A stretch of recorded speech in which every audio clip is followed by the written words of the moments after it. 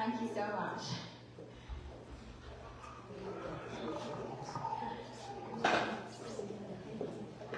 So we're going to begin now. Good evening, everyone. I'm Granary, President of the AAUW, or the American Association of University Women, Morgan Hill Branch. Thank you so much for joining us both in person and virtually for the support of the program today. Before we do anything else, I'd like to invite our DEI member, Kathy Chavez-Napoli, to read the land acknowledgement statement.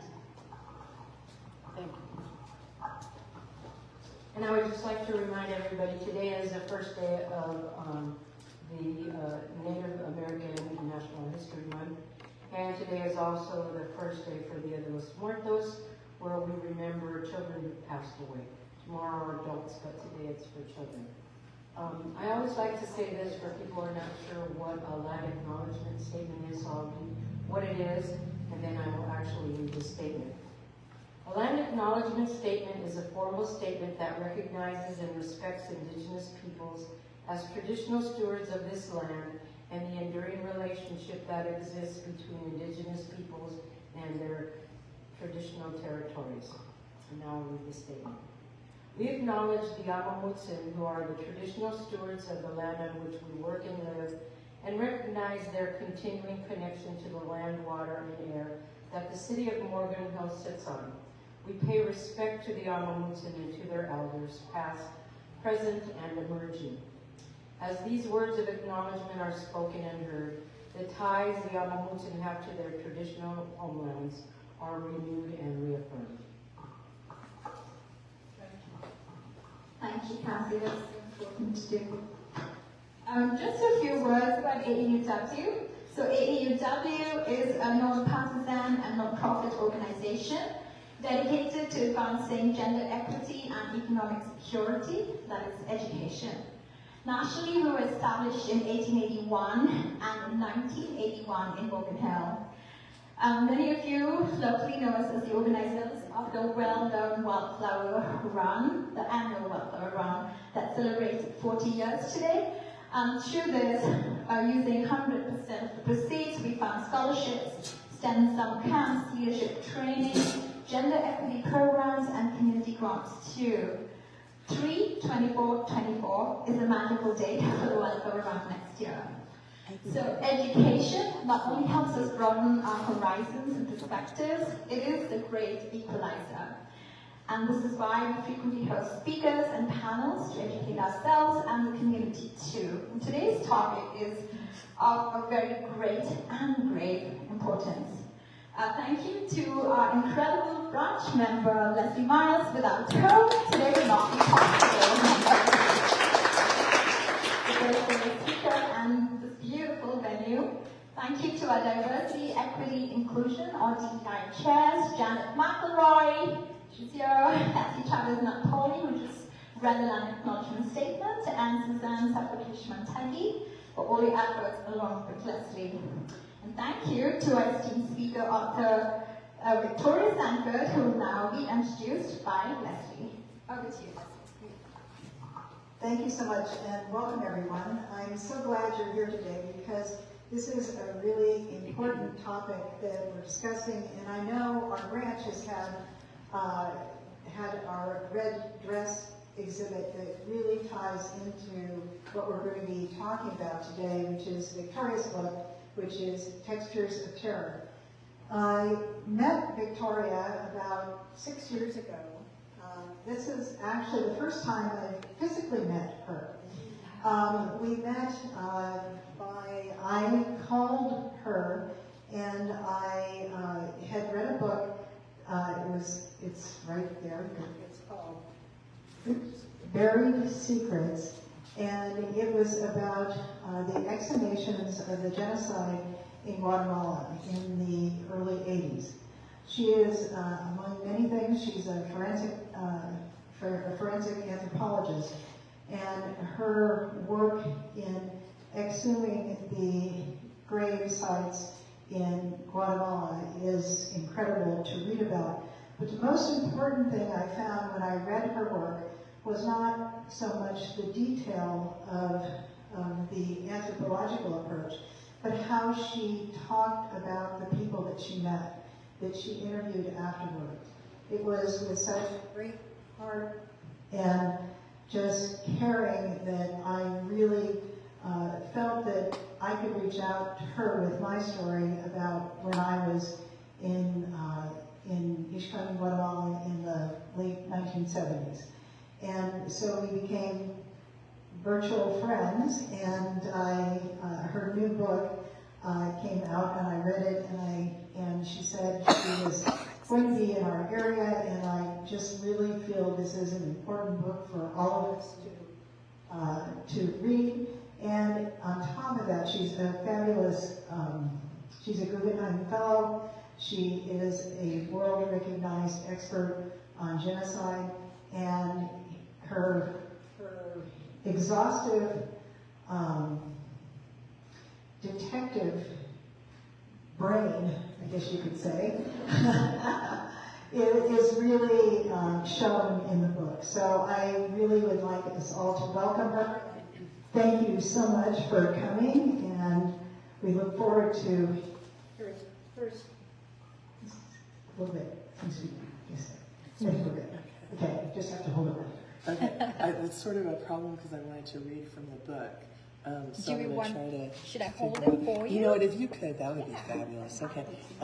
I'm not contagious. I don't have COVID. I was ill last week. I've tested negative every single day. My doctor said I could still come. I just lost my voice, and I've been saving it so that I could be here tonight with all of you. So, no, oh yeah, to do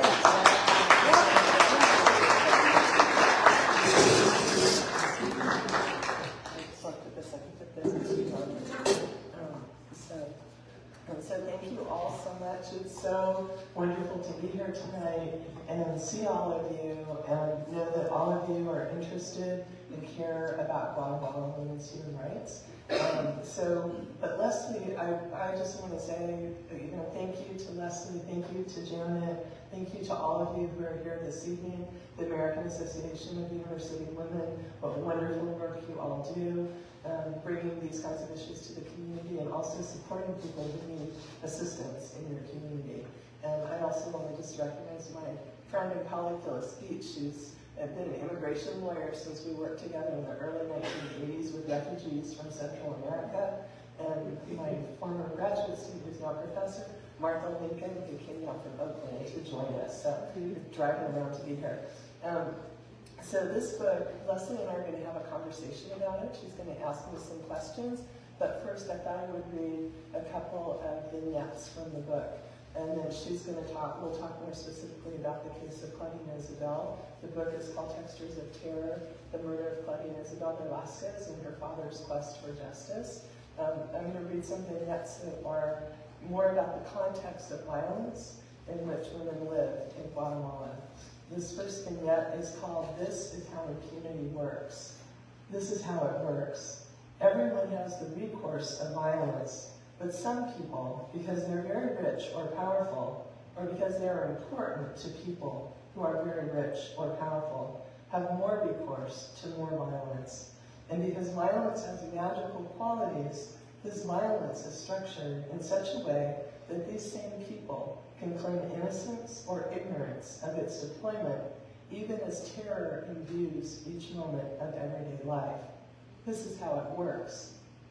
It started with the divorce. The man was mean and abusive. The woman was desperate for safety. She fled the marriage with their baby son. She filed for divorce. She won a divorce judgment. He refused to pay child support. Bravely or innocently, she took him to court to demand that he support his son.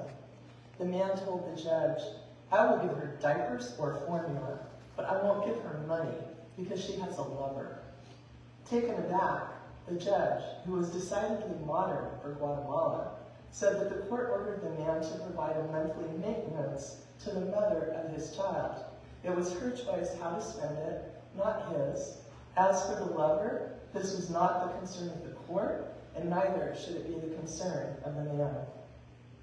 The man was an itinerant vendor of chewing gum, candies, and cigarettes.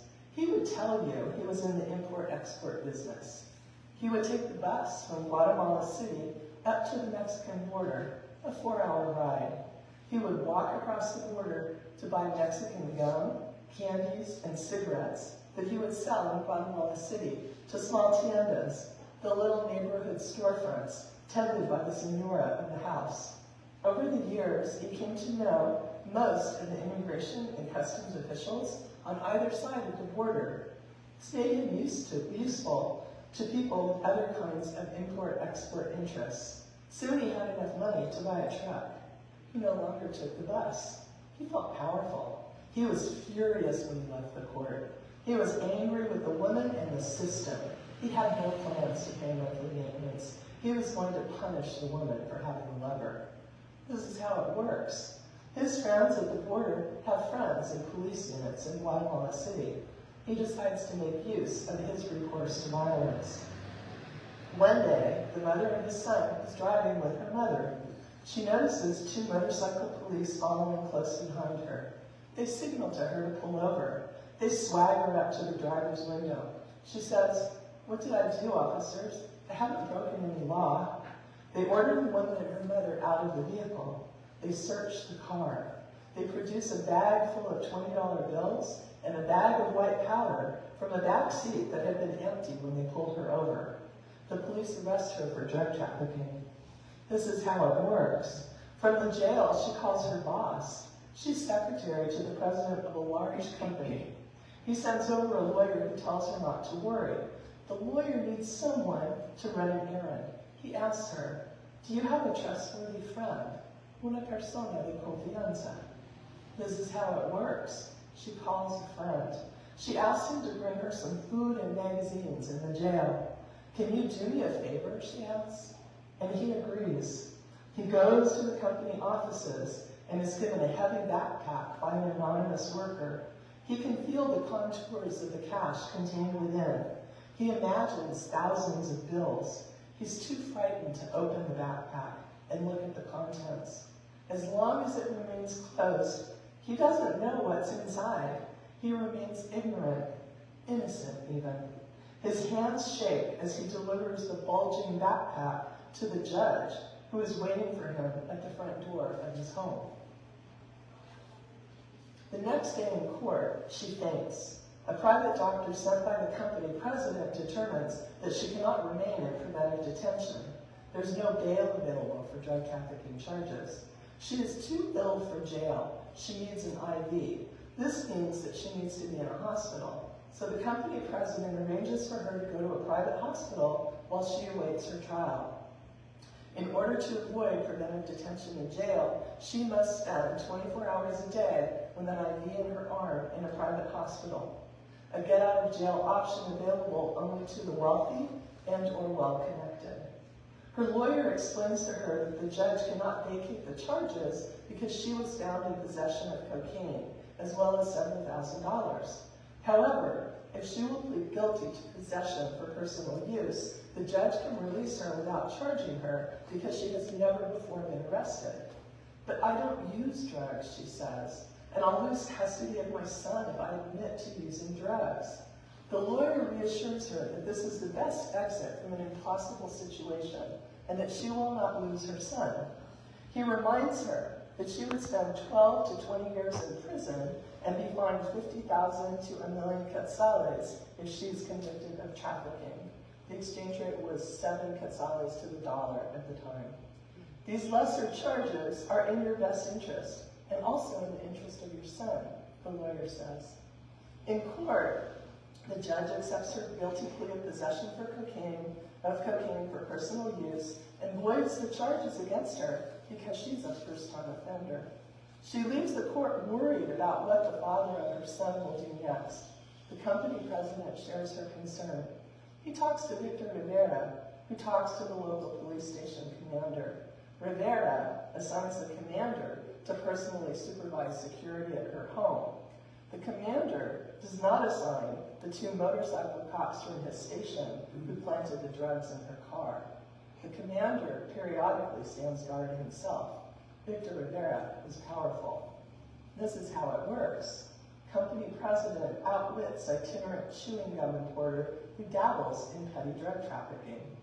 The man is enraged. He will have to take care of this himself.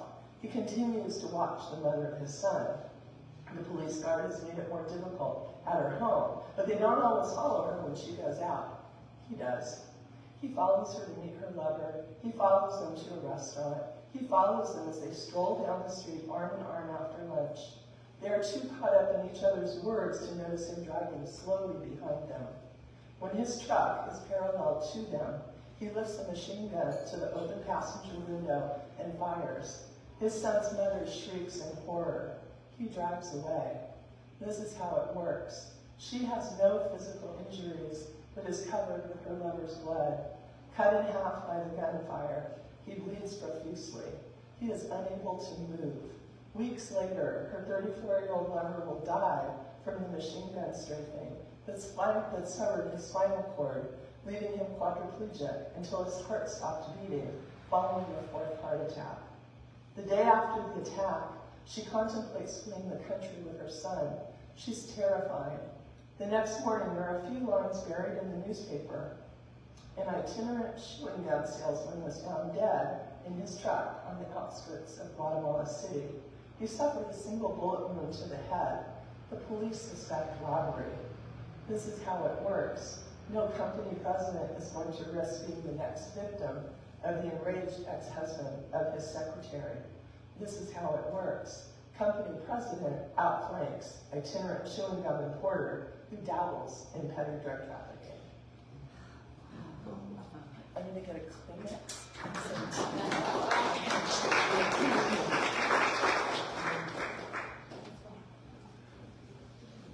Nice meeting you, Adriana. Do you want chairs to Did you want me to read one more vignette? Or do you want to, I don't know how much time, do you want to have our conversation now and then see if we have time? Yeah, let's do that. Okay, perfect. So my goal in sharing that story, this is a woman I know in Guatemala, is because I think it gives a really good context to the violence, to understand how it moves through different sectors of society in different ways, but also how limited the options are for women who are victims.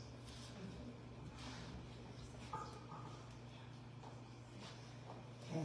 I thought what we might all want to understand is, how did you come to become involved in Guatemala? Well, I can actually hold this one. Yeah, I just couldn't hold it while I was holding the chair.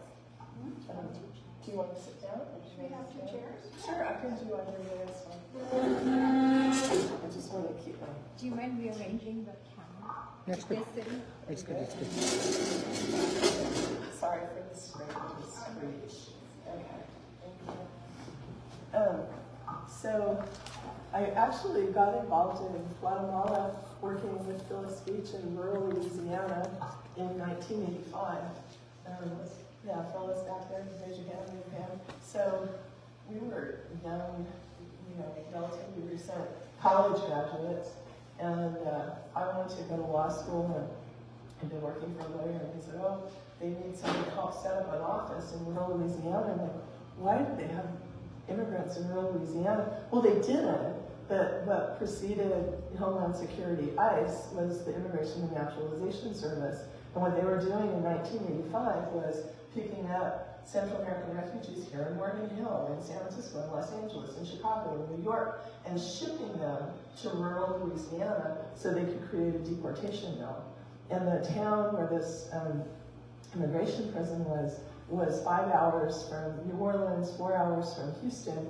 This was in 1985, so those of us who were adults in 1985 remember, this was before fax machines existed. There was no internet, right? So everything was a long-distance phone call. Federal Express was third-day delivery there, and the New York Times came 1 week after publication. It was really isolated. And so it was the perfect place for them to put refugees. So our goal was to set up a service, a free refugee legal service, to provide legal advice and help bond them out and get them to sanctuary or safe places. And one day there were 13 Kanhoba Maya. And I had no idea. I mean, I was really aware of intervention in Central America, intervention in El Salvador, you know, the Sandinistas in Nicaragua. I knew there was a war in Guatemala, but it never occurred to me that there were people who lived in Guatemala who didn't speak Spanish. And that was when I found out that there were 21 different Maya groups. There are other indigenous groups in Guatemala, but there are 21 different Maya groups, and the Kanhoba are one of them, and they all have different languages. And so I had to find someone who spoke Kanhoba Maya. And it was an anthropologist, and that was also, oh, anthropology, that's interesting, right? And that's kind of the beginning of it all, I think, for me. Yeah. Great. How did you come across the story of Claudia Isabel? Oh, that's a really great question too, because my work, as Lesley pointed out, the Buried Secrets, I worked with the Guatemalan Forensic Anthropology Foundation in the early 1990s doing exhumations of clandestine cemeteries. Is the text, is everything okay? It's all good. Okay. Doing exhumations of clandestine cemeteries of massacre victims. And this was before the peace accords were signed in 1996. It was before the Truth Commission, before the UN was there, when people really didn't know exactly what happened, except that a lot of violence had happened. And of course, the Army said, oh, there were, you know, atrocities on both sides. But, you know, the Truth Commission report, and of which the forensic work was part of that, ends up telling a really different story, where 97% of the violations were committed by the Army, 200,000 people were killed, where 87% of them were indigenous Maya, where 626 villages were massacred and burned to the ground. And so I was used to accompanying Mayan people into like legal spaces to try to seek legal resolution or investigation of these massacres. And a friend of mine, Amilcar Mendez, human rights leader in Guatemala, who in the 1980s during the genocide had collected, he was a rural teacher, 13,000 thumbprint signatures of illiterate Mayan men who didn't want to participate in the Army-controlled civil patrols, right? People who didn't want to be paramilitaries for the Army. And so he won the Muiron Award, the Kennedy Award, the Carter Award for Human Rights in the late 1980s. And I was used to Amilcar saying, oh, can you help me, like this person, can you go with them to the Justice of the Peace or to the police or whatever? And okay, so I go over to his house and like, who is this guy? He's like taller than me and he's whiter than me and he has blue eyes and he speaks Spanish better than me. He's an upper middle class evangelical auditor in Guatemala City. And I just like, I absolutely didn't get, why does he need my help? Like, what could I possibly do to help him? Because I never really thought outside of the work I was doing in those rural communities. I didn't understand the level of impunity that existed in Guatemala City or throughout the country, or how it impacted everyone of every social class. Like this woman who worked for the company, right, whose husband was after her. And so the story of Claudina was that she was a law student. She was 19 years old, and she was murdered, and he was just trying to get the police to do their job and investigate the murder. But still, even then, I thought, he's really conservative, he's evangelical, I'm not, and like that's gonna last like 15 minutes and I'll be out of there, right? Because it's really hard to be with people and they're like proselytizing you all the time. And you know what, he never did, and I'm still working with him, and we're still pushing forward with this. That was in 2007. In 2015, he won in the Inter-American Court a case against Guatemala, sanctioning the government for not doing its job. But we're still pushing for investigation and capture of the murder of his daughter. One of the things you may not be aware of is there is a higher level of court that involves all of the Central American countries and South American countries. Is that correct? Maybe explain a little bit about that, because I think we always kind of look at these countries as being autonomous, but there are levels above that autonomy. That's a great question. Thank you so much. The Inter-American Court actually is the regional court of the Americas. and every country in the Western Hemisphere in the Americas, except for Cuba, is part of it because the court comes out of the OAS, of the Organization of American States. And the way that the court works basically is any country, like if the US and Mexico or the US and Canada have a border dispute or some kind of dispute, they can go to the court and ask for the court to hear the case, and that court is the binding court, right? But if you have an issue, like something happens to you, you can go to the Inter-American Commission if you're a citizen of any country in the Americas except for Cuba. And you have to demonstrate that you have exhausted all local legal remedies, which means that you have tried to get the police to do their job. You've tried to get prosecutors. You've tried, and produce that evidence. And then the commission reviews the case, and then they decide if they think it's an emblematic case or a case that is a ruling from them would make a difference, not just for what happened to you, but that what happened to you is bigger than just you. It's something happening to everyone. And that's what Claudine Isabel's case became, was emblematic of the feminicide, the killing of women in Guatemala. I have to like suck on a candy sucking thing, sorry. So what I found particularly interesting about Victoria's book is it really follows the case from the very beginning all the way through her involvement through the entire process of almost 10 years, going through and exhausting every option in Guatemala and then taking it to that higher court to be able, and one of the things that I found particularly interesting was it was really a unanimous decision by this court that this was something that was endemic in Guatemala, that it was, and actually I think it was the Brazilian judge actually even took it an additional step. And so this I think is really interesting because I don't think we really understand the level of interaction with these with countries. And here's the train. And so could you explain a little bit about what happened in the, well, I don't want to give away the end of the book, but I think the important part of understanding that story is there also throughout our backstories about individual women and kind of the experience that all comes into play in ultimately in the court case. And so you could maybe Sure. Oh, yeah, absolutely. Thank you. Well, I think, well, first of all, I'll tell you, like, the first thing that I noticed going to the court, because all the other cases I've worked on were genocide cases, right? Cases relating to the genocide in Guatemala, cases of massacres in communities. And so I'm used to accompanying people who are, you know, small, brown, non-Spanish speakers, or they speak Spanish, it's their second language. They're rural, they're poor, they've been treated very poorly in their country, and those are the people who usually have to go into these systems. And they have won cases. In the first Juan de Sanchez, the case that's in Buried Secrets, that was an exhumation in 1994. In 2004, the Inter-American Court ruled that the government of Guatemala was responsible for what had happened.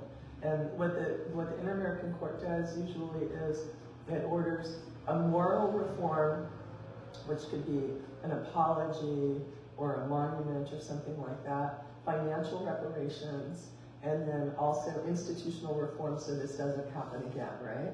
Non-repetition clauses. And the court, when we got to the court, that was actually the first time I had been in the Inter-American Court. I'd been in the Spanish National Court, but not the Inter-American Court. And I sat down and I was with my colleague Heather Walsh-Haney, who's a forensic anthropologist who also worked on this case, and we had flown down together to Cartagena where they were having the hearing, and we were like gleeful on the plane, right? She's really tall. We both like aisle seats, so we sat in 2 aisle seats and we jibber-jabbered all the way to Cartagena with joy, because finally he was getting his day in court. And the first thing I noticed when we got in there was that all of the judges, and there are some women on the court now, but in 2015, all the judges on that court that day were white men.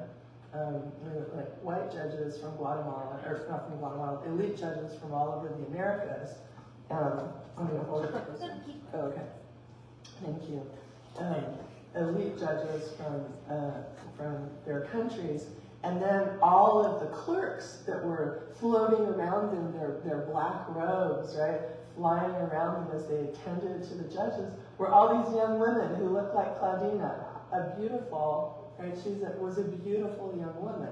And I thought, wow, they're actually going to relate to the case, right? Because usually I think it's really difficult for them to understand the conditions of indigenous people who live in really isolated regions and have very different ways of life, right? So that was my first sense of it. And my second one was that Jorge said the same thing in the Inter-American Court to those judges that I heard an indigenous survivor of the Plan de Sanchez massacre say in the Spanish National Court, which is, I've told this story many times, but today is the first time that I'm saying it in a court of law before a judge, and I thank you for that, right? It's like the opportunity to have your word, to say your truth, and to have it heard in a venue where a decision can be made that can change your condition and the condition of others. And I think one of the things too that's interesting or is incredible is Jorge stopped working and devoted 150% of his time to trying to solve the murder of his daughter.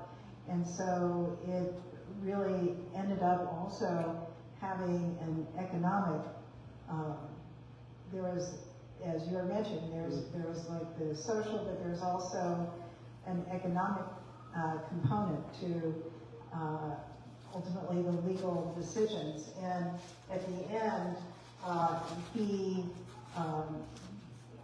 had expended, or he lost over $600,000 of his basically livelihood over the time that he had been doing this, trying to help find a solution. And in the end, I believe they gave him $60,000. But it was it just became beyond his life. And so it's a really touching story. But then you also bring in other stories like the one that you read to us initially, which really start to have us understand. I think there are a couple of things. One of the things that we wonder about is why women and children and men as well, but why women in particular are coming from Guatemala to the United States, and how, I know this story helps us, I think, at least help me to understand that even further. Can you talk a little bit about that? Thank you so much, because that's one of the decisions that I made, was to include stories of women who've come to the United States seeking asylum. All of the women in my book are women who came to the United States before Donald Trump became president. They wouldn't have even, they would have had their children taken away from them at the border during his regime. But the women in the other women in the story are all different social strata, indigenous women, Ladina women, women who had different obstacles presented to them as they sought some kind of remedy for the gender violence they were subjected to, whether it was from their uncle, from their partner, their husband, their ex-husband, the gang member in their neighborhood who wanted, her for his girlfriend. what you start to feel, which I think is part of the story of the woman that I shared with you, you start to feel this collapsing of space, right? You start to feel like there's no safe place to go, because there isn't, right? There simply is not. And so what I was trying to show is how the system doesn't work because of corruption, that the police don't do their job, that the prosecutors don't do their job, that doctors and hospitals don't do their jobs. I mean, it's really complicated.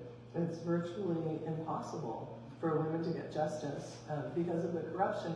And one of the things that's also interesting is that there was a UN Commission Against Impunity in Guatemala from 2009 to 2019. And in that 10-year period, migration to the U.S. dropped down when they started prosecuting high-level corrupt government officials. Migration went down.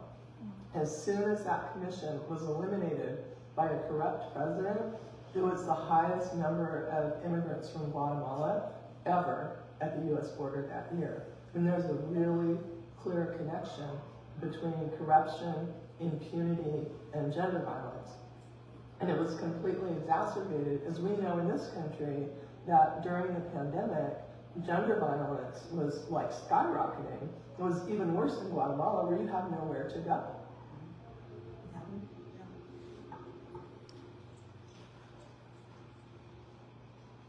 Can you better explain maybe what femicide is?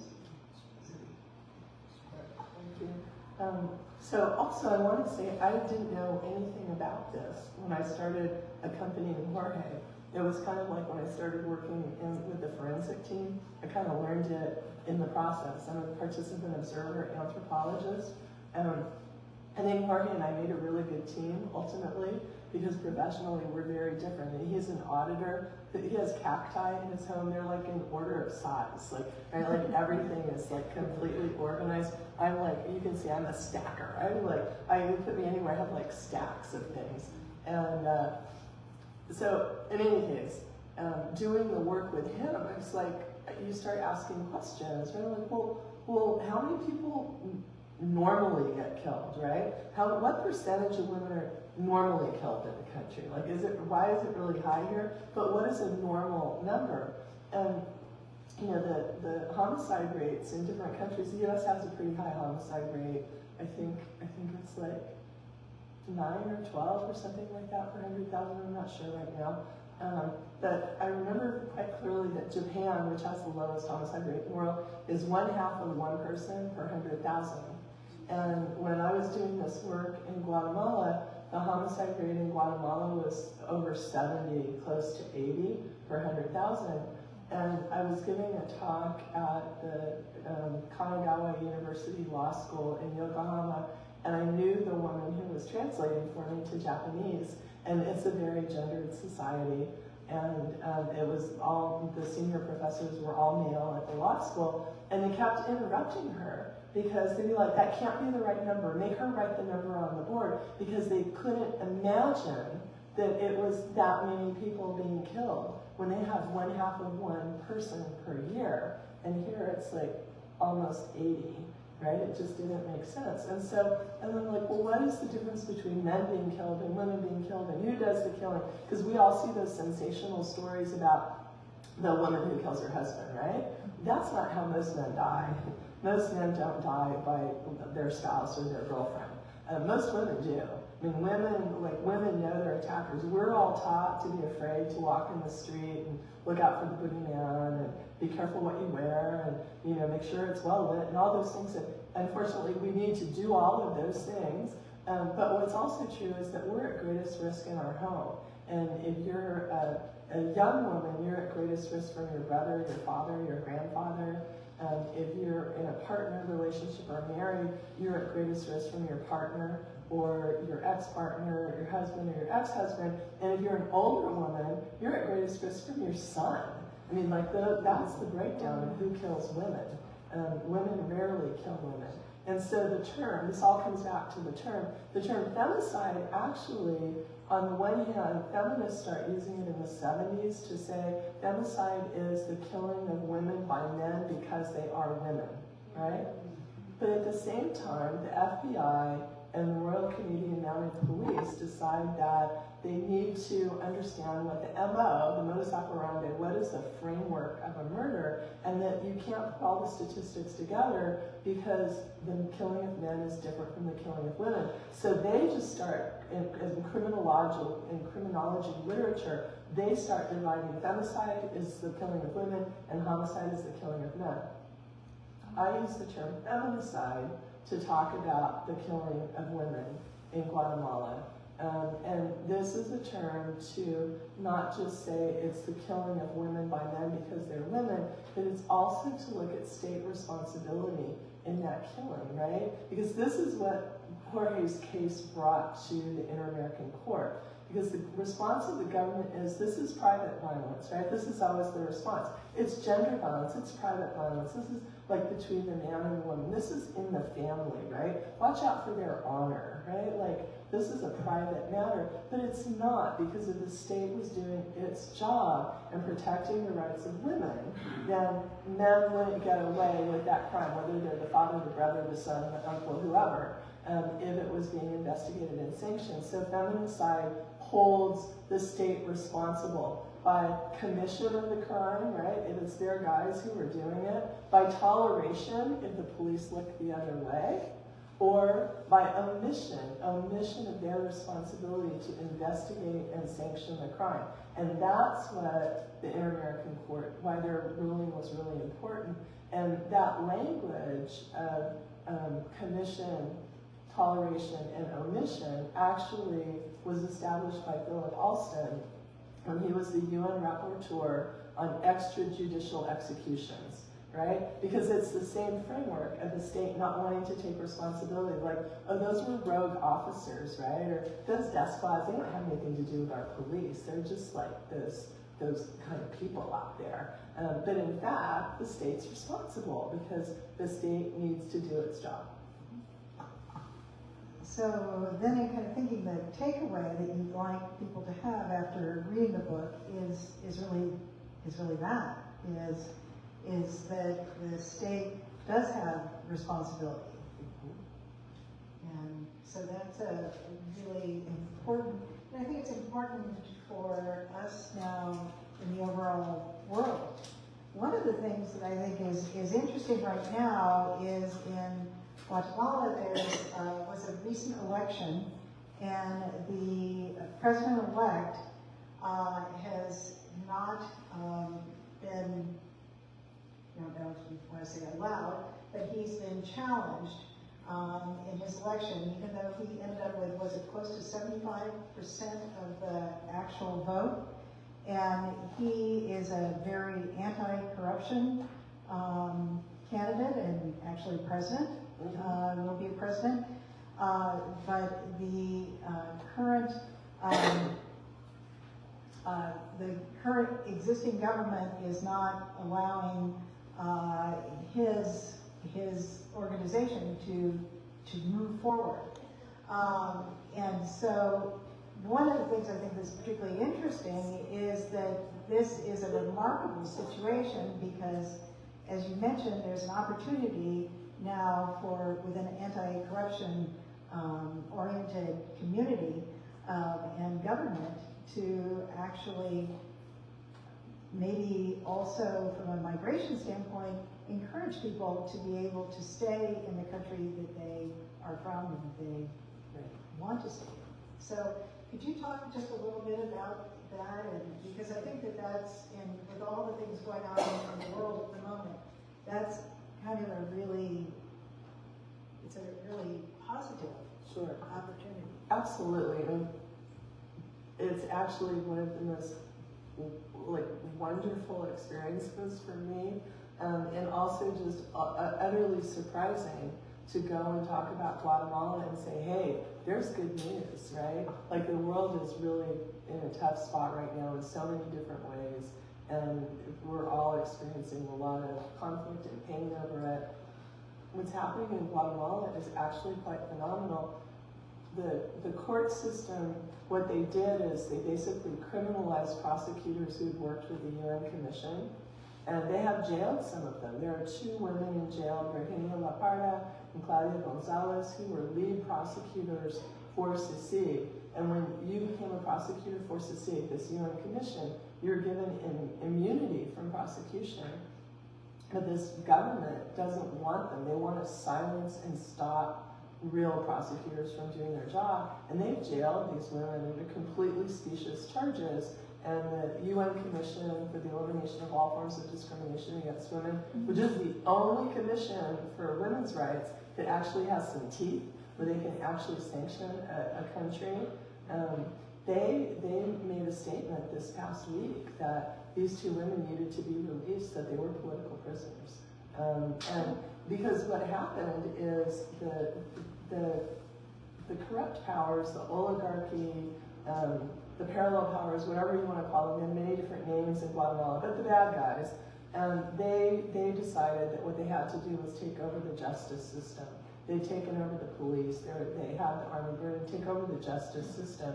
And so the way that they did that was by criminalizing and having corrupt judges and corrupt prosecutors bring charges against righteous people who were taking real cases, and particularly cases of genocide in the court. And so in all, like, I don't know what the count is today, but in September when I was in Washington, the count of prosecutors was 38 former prosecutors and attorneys general from Guatemala are in exile in the United States because they had to flee for their lives. And one of the first things, there's actually a chapter in my book that's called #TengoMiedo, and it's kind of like #MeToo, #I'mAfraid was set up by women in Guatemala. And so one of the former attorney generals, she was the leading candidate for president 4 years ago.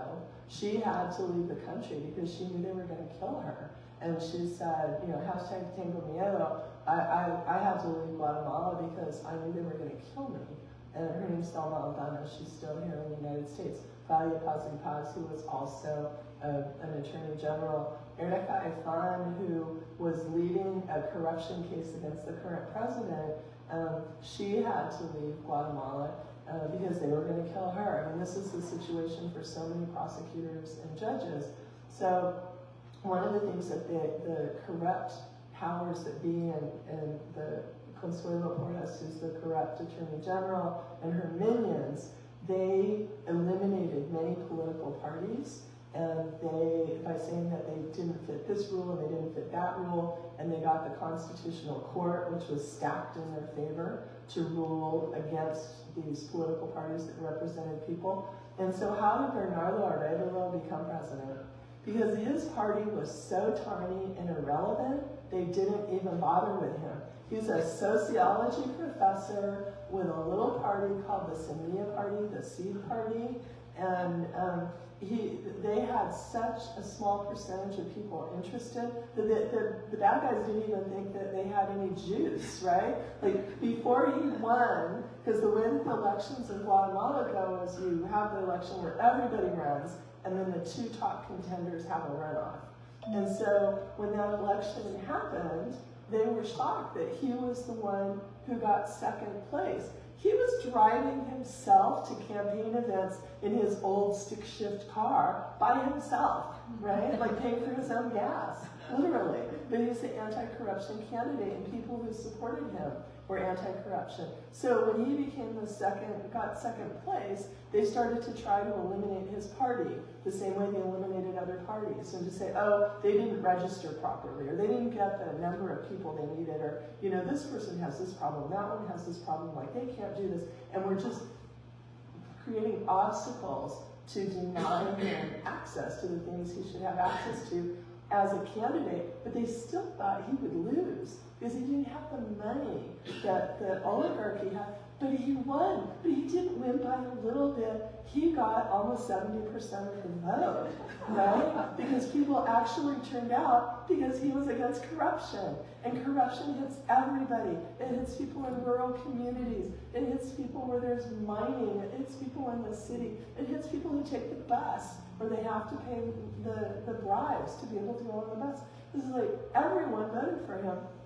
So as this corrupt attorney general and corrupt president and other corrupt players tried to deny him and his party access, these men and they're indigenous leaders in Totonicapán, they're called the 48 cantones, like the 48 communities, and these are elected in their community leaders, and they have these what do you call it, un bastón, like a cane, a staff. They have these beautiful staffs, and they're like moral leaders in their community. They have community meetings in all 48 of their communities, and they decided that the 48 of them would go. It was voted in all these communities in these giant meetings that the 48 of them would go to the Ministerio Público, the public ministry, and present a petition to force the Attorney General to resign because she's corrupt.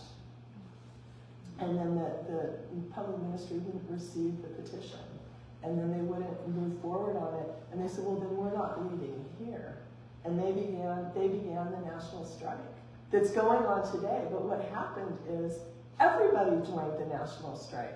Pretty soon, any community in Guatemala, would be like, we would all be out on the streets. We would all be on the streets. Like every single community, every 153 different places. Like there was no movement of any trucks or any, and it was all of these communities. And what's so interesting is in September in Washington, in meetings with the State Department, with the Department of Treasury, and with the Washington Office on Latin America, the American Bar Association, Center for Justice, we were meeting with them and saying, you know, you need to put sanctions on corrupt players because the State Department can do sectoral sanctions. So they could do sanctions on the sugar industry.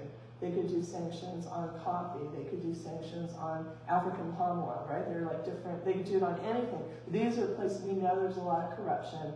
They could do sanctions on those. They're like, well, that could really affect, you know, poor people. Like, it could affect their jobs. Like, they're all out on the streets, right? Like, they've decided that they will collectively survive because they live in absolute poverty. And half the people in Guatemala were hungry every single day for the last 4 years. So they're not going to lose their democracy, basically.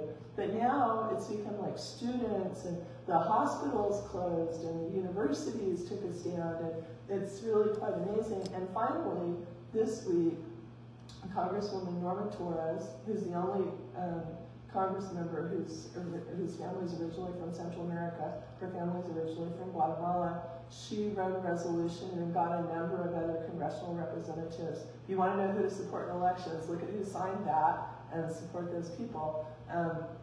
And she wrote a resolution and sent it to the State Department asking them to put sanctions on corrupt players in Guatemala. And the next day, the State Department put sanctions on 14 corrupt players, some currently holding political office and some not. But these sanctions are really, you don't get a visa, nor does anyone in your family.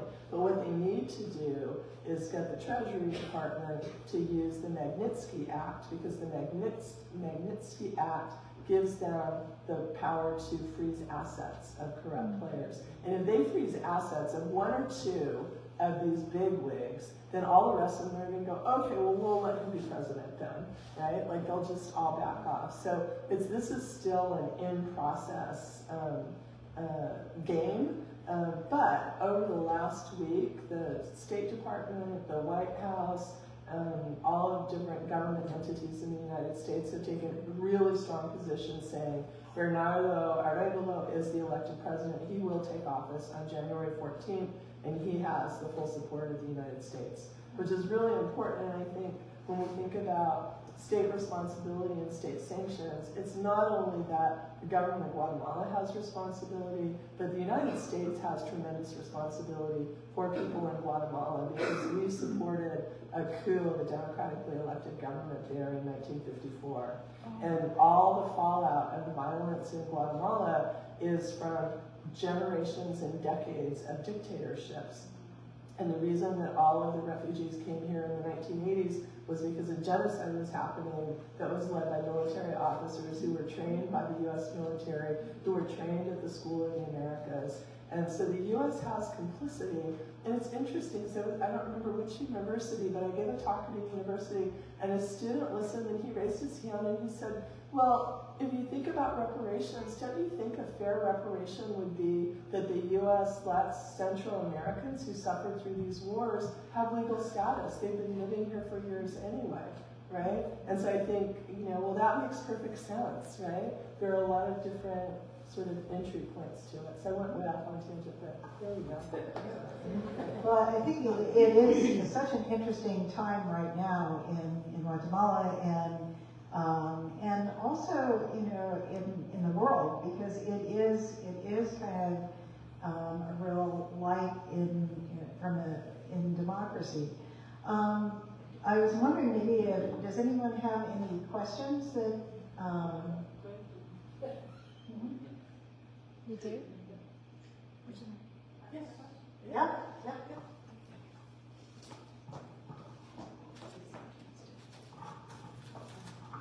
Hi, my name is Susan Mandigui-Savage. I just have a quick comment or maybe question. Don't you think a lot of governments like that, they purposely make life difficult for any troublemaker so they leave the country?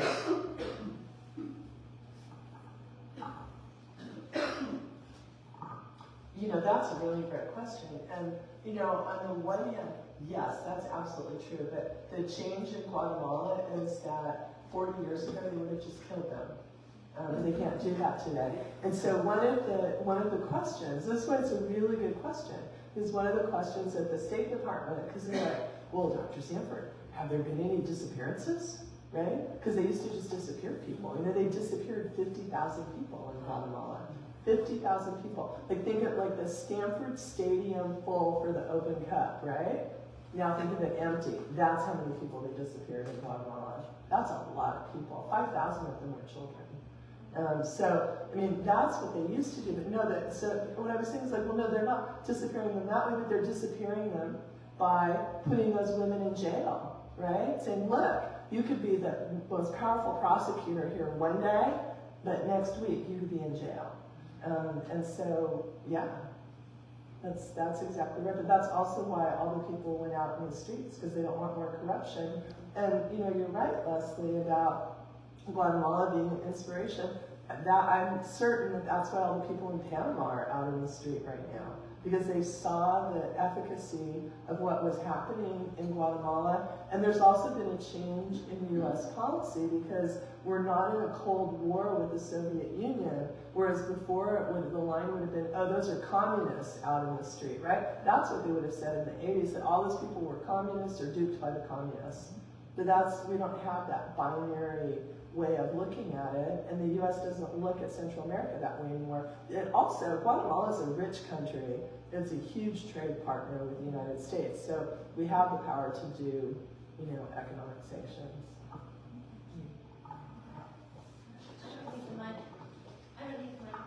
We do for the Zoom. Okay, cool.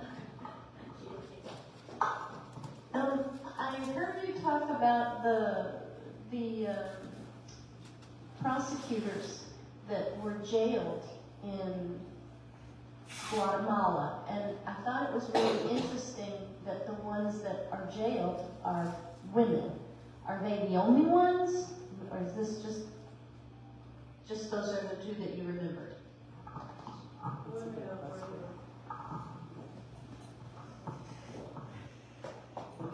That's a great question, and it's not a setup question because she knows me. It's really not. No, I actually suggested a different question if no one had any questions, so that wasn't it. That's a great question. Those are the two women, but all these other women have been driven out, right? The attorneys general and the prosecutors, and also some public defenders, NGO leaders. And part of it is because in the 80s, so many men were killed in Guatemala City. A lot of women became political leaders because they were looking for their, murdered sons or murdered husbands or disappeared sons or disappeared husbands. And so part of the backlash is against women. And there's also, in my book, there's a statement that this police investigator who sought me out, who wanted to talk to me, which made me kind of question, why? I heard she's doing this, I want to, talk to her and tell her what I know. It was really interesting, because he was talking to me about what the procedures were and how things worked, and I said, well, do they treat women differently than they treat men? And he said, no, it's really, kind of equally bad, right?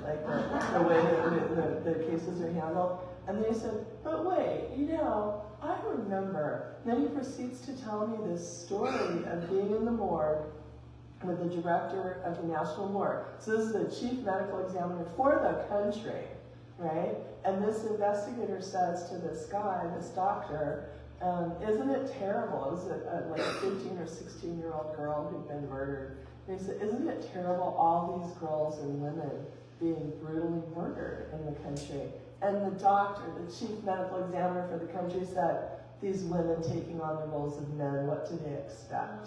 So there's definitely a targeting of the women. And some of the young women who I've spoken with about Claudina's case, and this is also in the book as well, is that, she said, we didn't consider ourselves feminists. She was a law student with Claudina Isabel. She said, we didn't think of ourselves as feminists, but it was the early 2000s. It was a new world. The war was over. The peace accords had been signed almost 10 years ago. We were going to law school. We were living freedom. We didn't think of it in any kind of feminist analysis. We just thought that we were free. And when they killed Claudina Isabel, our lives collapsed, right? That freedom collapsed. Because when you can't walk on the street at night, when you can't walk on the street in the day, when your brother who loves you says, not even to the corner store without accompaniment, but you're a 23-year-old woman, your world collapses, right? So yeah, it's a really good question.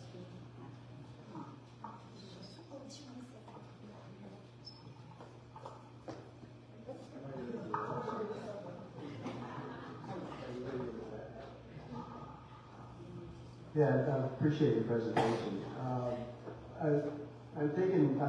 I'm wondering, through your investigation and I guess advocacy in Guatemala, have you ever faced any personal threats?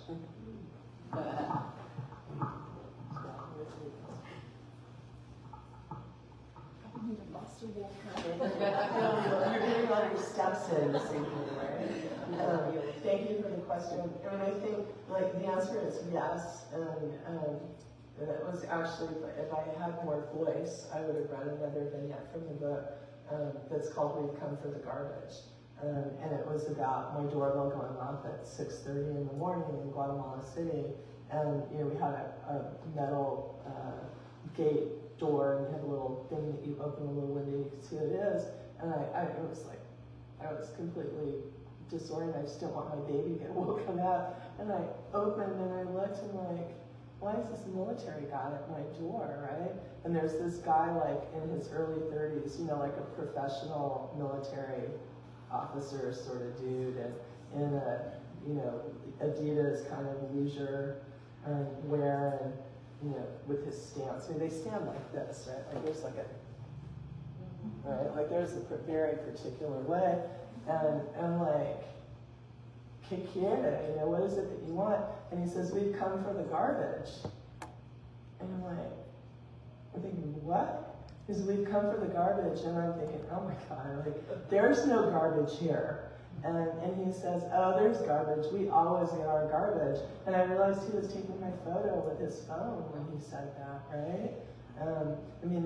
They do that to terrify you. Of course, I'm from the United States, so I can leave.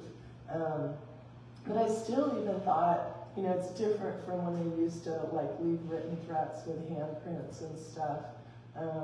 But I had like a different series of things that happened, but I had, you know, the luxury of being able to leave, which isn't the case for Indigenous people, and, you know, even less so than urban people. And although, you know, the CDOT made a statement which is really important for Virginia La Parda and also for Claudia Gonzalez, Bernardo Gal, who's a rural teacher and a leader in Alta Verapaz, spent 7 years as a political prisoner on trumped-up charges, and nothing was ever done about it. And that's what happens to Indigenous people who organize, you know, against mining, against extraction in their communities.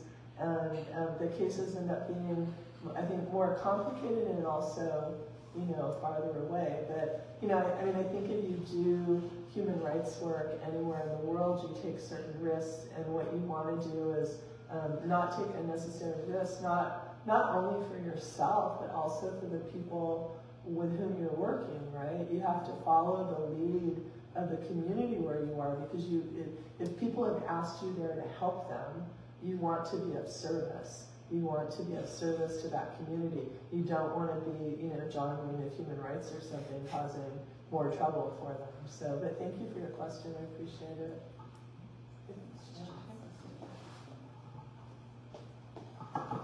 Hello, my name is Claudia Lopez, and thank you for being here. I'm making a little bit choked up. I am Guatemalan. I was born and raised in Guatemala up until the age of 14. My uncle, Antonio Lopez Monterroso, was disappeared, taken away by the army, and he's never been found. My father, Victor Lopez, was kidnapped 3 times. I come from a middle-class family in Guatemala, and my dad was the only one that had the financial means to pay a lawyer and hire an investigator to try to find his brother.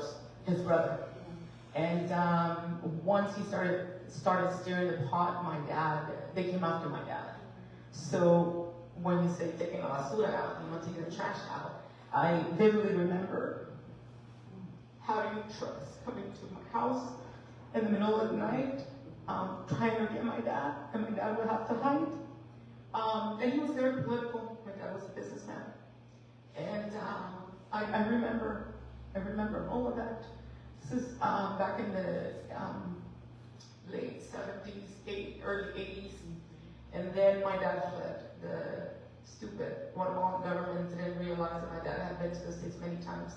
So his visa was active. Yeah, good for him. So he fled. A year later, my mom left. And then 10 months later, my mom came over to pick us up. She's like, not without my kids. So she brought us over to the United States. And we came with political asylum.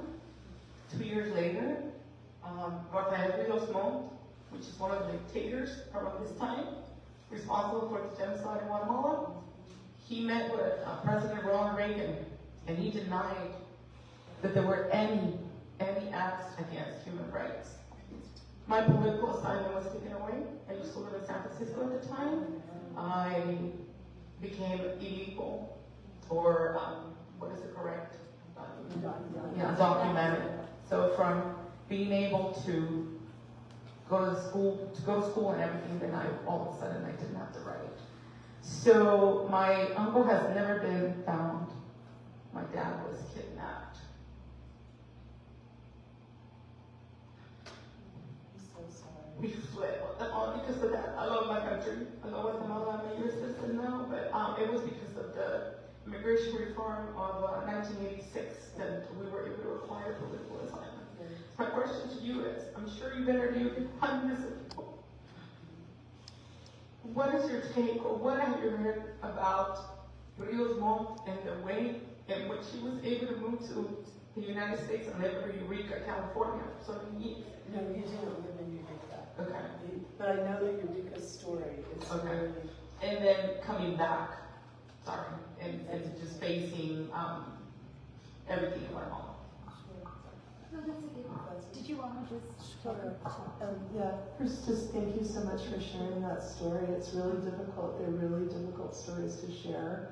And I know that, I'm sure as I was speaking, that there are things that trigger, what you experienced, and probably in ways that were surprising for you as well. And so I appreciate your courage in sharing with us. I think it's really important. But Ephraim Rios Montt was the chief genocidaire. In the late 70s, when your family started to experience this, Lucas Garcia was the dictator, and there were death squads, and people were being killed in the streets. Rios Montt made a military coup in March of 1982, and by June of 1982, the highest number of women being killed in massacres was under Rios Montt, because the massacre strategy of the army shifted. And that you're right, that's why it was a genocide. Because genocide, and this is part of the history of killing of women of Guatemala, genocide is a gendered atrocity at the end of the day. And in Guatemala, they would say, we want to kill the seed, which was kill the children, and they would rape and kill the women, because you want to kill the reproductive capacity of the community. And Rios Montt, the interesting thing at the Eureka, the reason you're thinking of Eureka, is that, and this is where you wonder about where, like, all the of us who've been paying taxes in this country our entire lives, like, where was that money going exactly?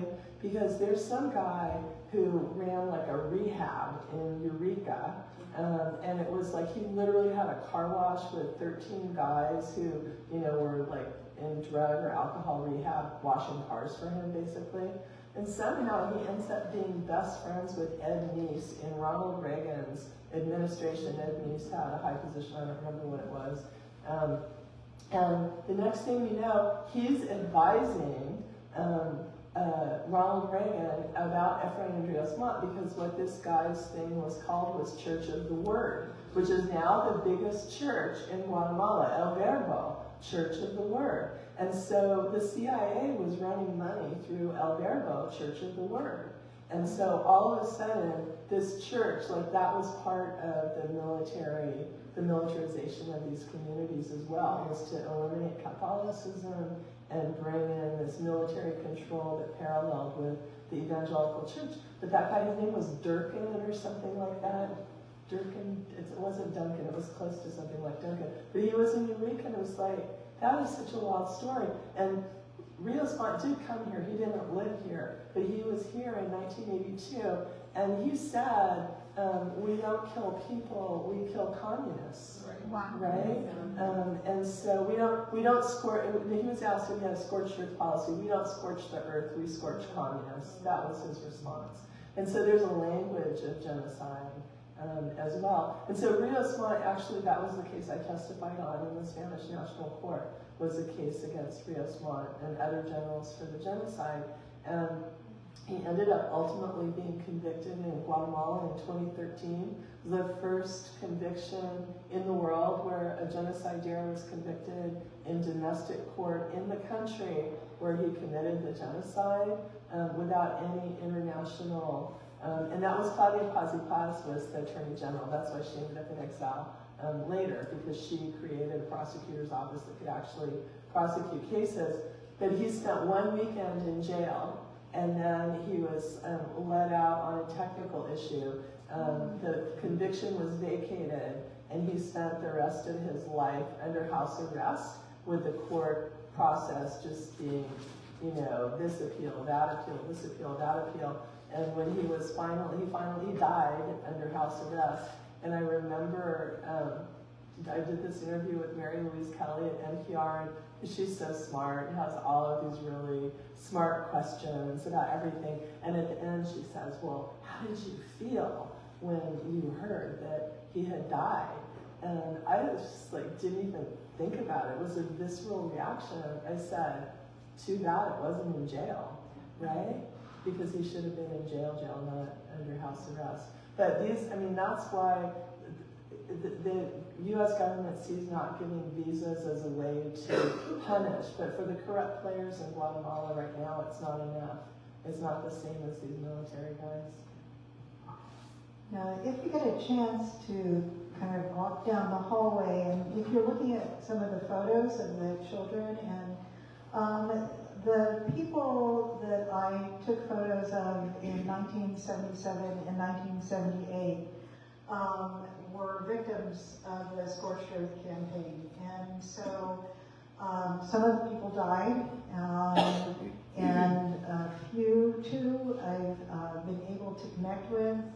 I was able to connect with actually 3 or 4 people in the last 6 years, but that was in 1982. It was April 4th, 1982, when the Army came to the village where I had lived for 2 years. And so I completely understand the feeling of just terror and just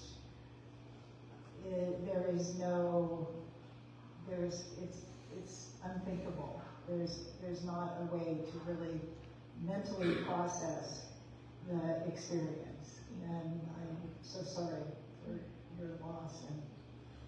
And if you do have a chance and walk through and look, the repeals also that are on the walls there are from an area called the East Shield Triangle, and all of the villages in those areas were also part of the 1982 Rios-Montt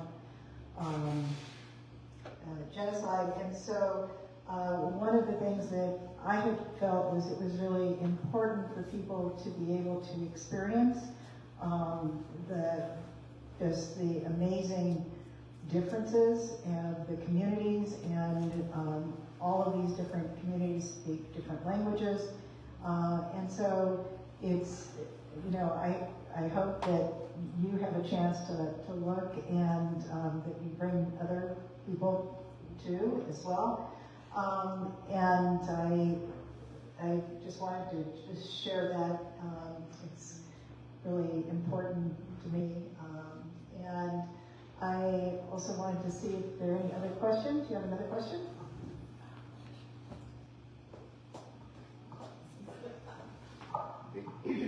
I can ask you questions all night long. So could you talk to us about the impact of the church, Catholic Church, and evangelical church in the whole region? Well, that's like a whole I can speak a little bit about it. Even if I had full voice, I wouldn't have enough time to answer all of it. But what I can say is that the Catholic Church in Guatemala played ultimately a really critical role. And I mean, Lesley, I want to say, she's like this amazing architect and does all this great work here, and is really humble about the work she did in Guatemala. This was like a frontline woman. She was out in the middle of the jungle, in a place where most people would never go. And she wasn't there for a week or 2 weeks. She was there for 2 years, doing these cultivations. She can talk about what she was doing there, but I think it's really important because she's really one of the only witnesses, international witnesses we have to the militarization that happened in the area. And she's been working on a book about that, and it's a really important book that's going to be coming out sometime soon. But the Catholic Church, they had Catholic Action, which ended up having a lot to do with the development of cooperatives. And so, sometimes governments think that's great, like those people should just go far away, do something, there'll be less trouble, right? Like, move them off, because they're always moving indigenous people off, like let them go there. But what happened was that they were really successful in their cooperatives. And so, they don't want them to be successful, because then they're a model of independence. We don't want independence. And so, the government didn't like that, and they also didn't like the priests talking about, the option of the poor, and that, we need to treat each other with dignity, and, basic human rights kinds of issues. That all sounded subversive to them. And so that has a lot to do with the development of the evangelical church. When Rios-Montt comes in, because of the evangelical church, they start targeting priests and nuns. And that happened in El Salvador as well, right? It happened in Guatemala too. nuns and priests were targeted and killed. And in fact, the first Truth Commission report was a Truth Commission report that was done by the Archbishop's office in Guatemala City. It was led by Bishop Gerardi, and it was called the Nunca Mas report. The day after that report was released, he was bludgeoned to death. You know who the first suspect was who was arrested? He was bludgeoned in the head with a brick. And the first person who was arrested was his dog.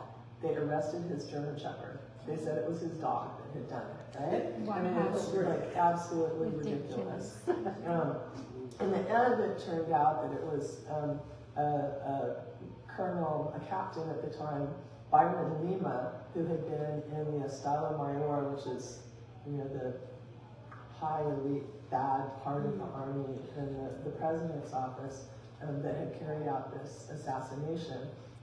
And so the Catholic Church was always at risk, but at the same time, the Catholic Church was able to collect a lot of testimonies.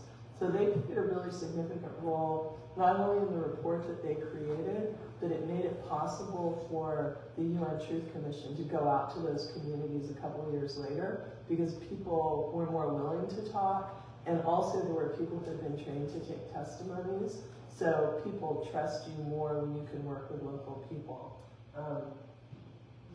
I also think, just from Spain, because I've been all over the country in lots of indigenous communities, a lot of women go to evangelical church, not because they're evangelical, but because evangelical church, there's no drinking, and their husbands are alcoholics, and they'd like to have their husbands not drink, because then they have more money for school supplies and food. And the other thing is, I mean, this is less so now, but when I started working there, and Lesley could speak to this even more because of or maybe it was different because it was a co-op, but when I started working there in the 90s, and most of these isolated communities, like, women are just supposed to get home working. Like, if you're a woman, indigenous woman, you get up in the morning and you light the fire and you start making tortillas by, you know, for like 15 people, and you literally work all day. You're like washing clothes, you're cooking, you're tending the garden, you're doing this, that, and the other thing, and then you're working at night, and then you have to have sex with your husband, or you're raped, and then you go to sleep and get up and do it again the next morning. I mean, not an easy life. And you certainly aren't allowed to walk around in the street and go sing songs. And there were women I knew who were like, no, I like to go. I like to go to Verbo because I get to sit with my friends and we get to clap and sing. And it's okay because it's for God, right? But they couldn't just do that. They couldn't just go hang out and have coffee. One of the things where I lived in an area called Ishkan Grande, and right on the other side of the Rio Ishkan were the evangelical communities, and they were all given, instead of the Catholics providing 28 acres, the evangelicals gave 34 acres and an additional stipend. So it was really interesting. It was a real competition. And this was right as Rio Smog was rising. So this was in 1978. And so, yeah. I know we're getting kind of late, and I do. So, do we have any other questions? Or Are there any other questions? I would recommend to So this will be our final question.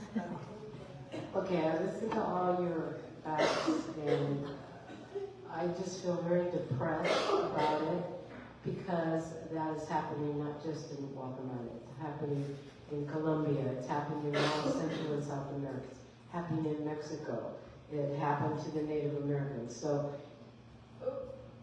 what are you leaving with us with something positive? Because it's a lot of depressing facts, and it's not a unique experience. It's over and over, centuries. What's the positive so we could be positive? Perfect.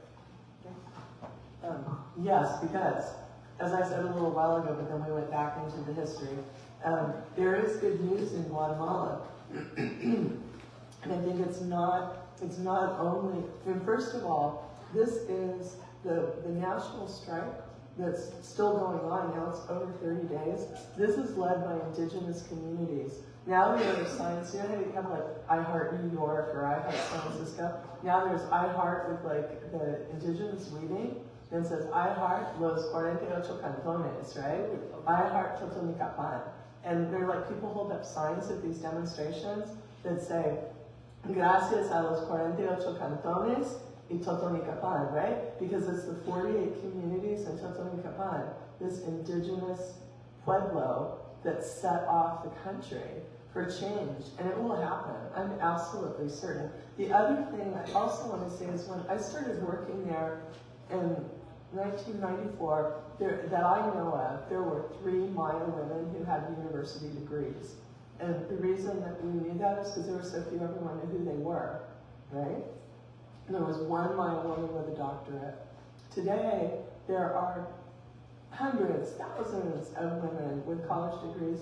There are so many Maya women lawyers today. There were none when I was there, when I first started. There are so many Maya women lawyers. They have a Maya Women Lawyers Association, not 1, but 2, because they're in different regions of the country. And they're making change in real time in their country.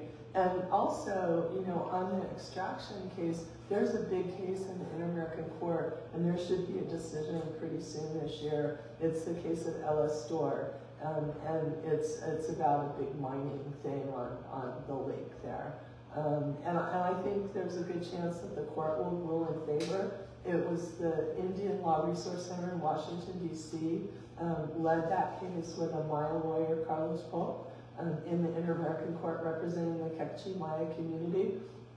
And if they win this case, and the Indian Law Resource Center is very strategic in the cases that they choose in different countries so that they can make international law with each case that they do. And if they win this case, it will establish precedent for indigenous people to have rights to what's under their soil. That you don't get to buy the rights to what's below my house. I get to decide that. And so I think there is a lot of good news. And I also think that we have to, Martin Luther King, the arc of justice is long, but it bends in our direction. And I think that we have to hold on to that. And I think that it's really a beautiful and powerful thing to see the Mayan people of Guatemala leading, and they're being recognized as the leaders of this movement. And they're the ones who determine the context and the way that it takes, the shape that it takes. And also, the last thing that I have almost no voice left. I have a book that was published in Spanish. That book, Buried Secrets, came out in 2003. And in 2003, I published a book in Spanish when Rios Montt was running for president, but that's another story. I'm not even going to bother to tell you. He didn't win. But, after the military coup and everything, he's running for president. So they wanted to publish as part of that book that's about how what he did was a genocide. That book, this month, was published in Brazil, in Portuguese, because it shows what a genocide is and how you can demonstrate command responsibility.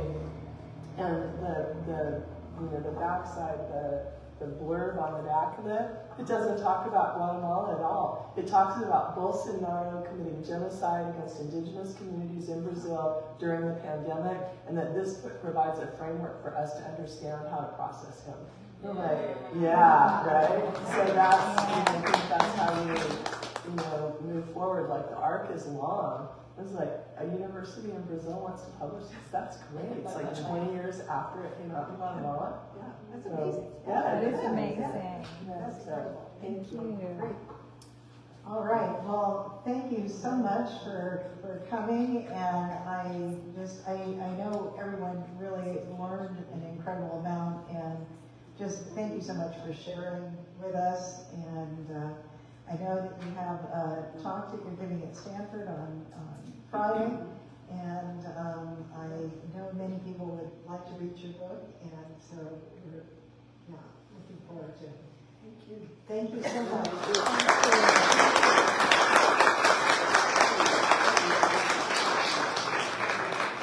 Thank you so much for all the important work that you're doing, and please stay safe. Thank you. To everyone who came, thank you so much for coming today. And I don't know, I hope you noticed we did have goodies and there's books as well. There are books to be, that you can purchase and probably have it signed too. And just as a last thought, last year, actually it was earlier this year, the AAUW, IBC, the Inter-Branch Council, as well as our branch, we did in fact send a letter to our city, actually the county, not commissioners, what are they called? The county supervisors, where we did write a letter supporting the CEDAW be endorsed in Santa Clara County. And it sounded like the right thing to do, and I know that the United States is one of just 2 or 3 countries in the world that has not signed it. Just to know how it works and how important and powerful it is, it really brought home to me how very important this work is, and just the very small bit that we were able to do just feels even more important. And again, once again, thank you so much for all that you do.